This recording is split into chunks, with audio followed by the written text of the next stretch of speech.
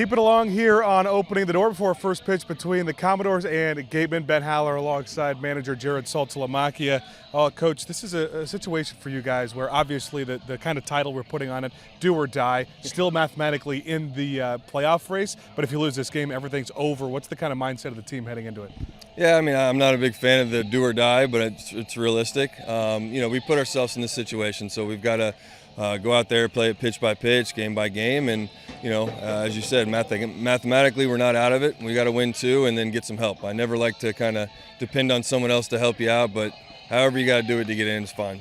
And needing other teams to kind of get that help, but still having to win these next two games. What's the message you're trying to give in the locker room?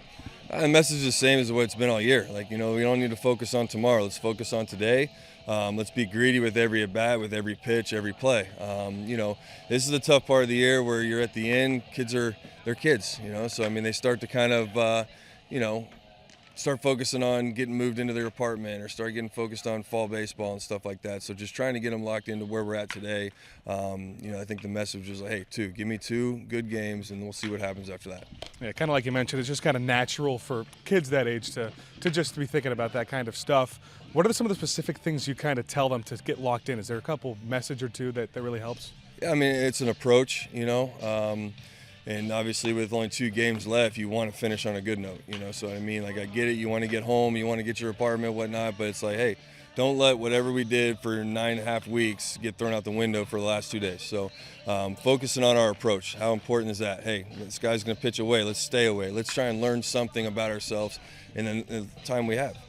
These last 2 games, though, you do have 2 pitchers that have given you pretty good innings, obviously different number of innings, both guys in Miami, Jake Dorn today and then TJ Coates tomorrow. But for Jake Dorn today, what do you like about him? I like that he's a grinder. I heard a lot of great things about him. He threw well out in the CCBL. His last outing for us wasn't his best stuff, but he found a way to get through it. So I'm expecting him to do the same thing tonight. We still have a pretty good bullpen. We threw a lot of guys last night, but there's a lot of the newer guys.